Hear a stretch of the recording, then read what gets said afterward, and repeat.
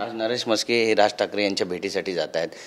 मनसे सुद्धा या निवडणुकीमध्ये आपण पाहिलं की तुमच्या खांद्याला खांदा देऊन त्या ठिकाणी प्रचारात उतरली होती, पण शपथविधीचं त्यांना आमंत्रण देण्यात आलं नाही. नाराजीचा सूर आहे त्या ठिकाणी, काय म्हणाल?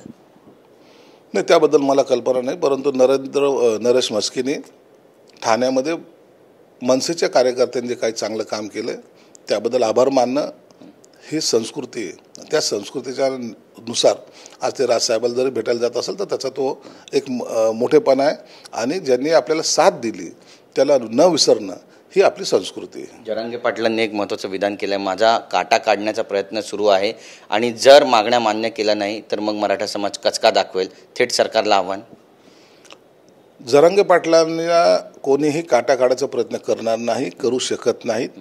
जरांगे पाटील आता एक चांगलं नेतृत्व या महाराष्ट्रातल्या मराठा समाजाला मिळालेलं आहे. अनेक जे प्रस्थापित नेतृत्व होतं ज्यांनी फक्त समाजाची दिशाभूल केली त्याला आता मिळालेला हा पर्याय आहे. म्हणून त्यांचा काटा काढण्याचा इतर कोणी प्रयत्न करत असेल पण सरकारतर्फे असा कोणताही प्रयत्न कधीही केला जाणार नाही याची तो ग्वाही आम्ही देतो. त्यांच्या ज्या मागण्या आहेत त्या मागण्या संदर्भामध्ये सकारात्मक बोलणी चालू आहे.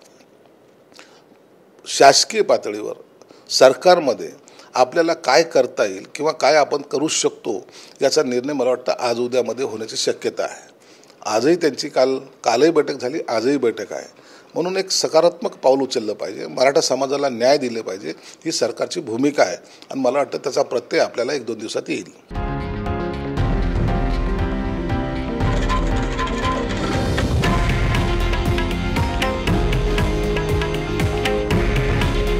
हे आहे देशातील नंबर 1 न्यूज नेटवर्क आणि आपण पाहत आहात TV9 मराठी. काळजी तुमची, हित महाराष्ट्राचं.